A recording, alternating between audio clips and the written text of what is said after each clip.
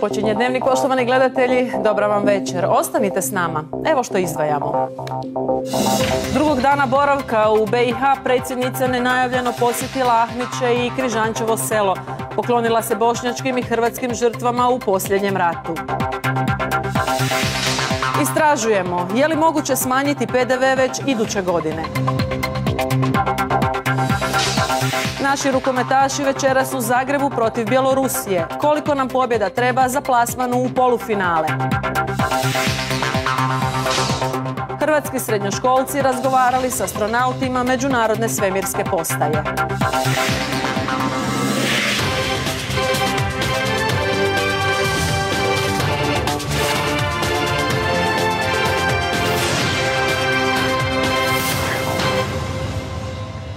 Bez najave i na osobni zahtjev predsjednica Kolinda Grabar-Kitarović drugog dana boravka u Bosni i Hercegovini posjetila je Ahmiće i Križančevo selo te odala počast Bošnjacima i Hrvatima ubijenima u sukobima armije BiH i Hrvatskog vijeća obrane 1993. godine. Nakon toga nastavila je obilazak Središnje Bosne. Središnja Bosna gospodarska je kralježnica države. Za Hrvate više od simbola. Rat je i ovdje donio iznimna stradanja, pomirba je zato važna, a predsjednica čini državničku gestu. Mimo protokola posjećuje Ahmiće i Križančevo selo.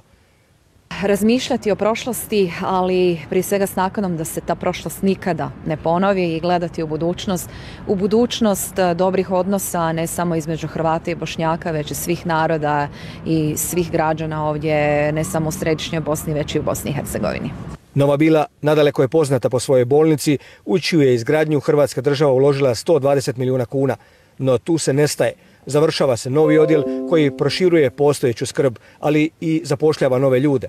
U Novoj Bili ima i drugih dobrih primjera tvrtki koje proizvode najviše za izvoz. Kako osigurati opstanak Hrvata na ovim prostorima, čulo se tijekom susreta predsjednice s načelnicima općina Središnje Bosne.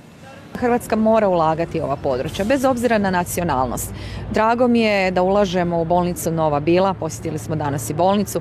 Drago mi je da se ulaže u mnoge projekte. Nadam se da će s gospodarskim oporavkom u Republici Hrvatskoj tih sredstava biti što je moguće više, jer to je jedini način da pomognemo ljudima da ostanu ovdje. Hrvatska će nastaviti skrbiti o Hrvatima, a poruka je i otvaranje skoroga konzulata u Vitezu. Više od 80% gospodarstva u Žepču drže Hrvati. To je općina s većinskim hrvatskim stanovništvom u Zeničko-Dobojskoj županiji. Za njih je ovaj posjet važan. Bit ćemo zadovoljni samo kad je među nama, da dojde među nas. Mi smo zadovoljni, bit će nam drago.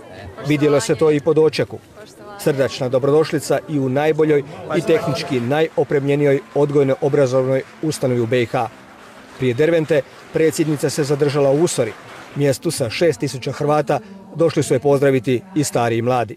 Nama vid velike podrške za ovdje i strajnost za jedan ostanak na ovim prostorima, gdje su Hrvati, da ne kažem oduvijek, od davnih vremena živjeli i nadam se da će tako biti u budućnosti. Drugi posjet predsjednice Bosni i Hercegovini završio je. Poruke ostaju, ali i otvorena pitanja koja treba riješiti između dviju susjednih i prijateljskih država što prije.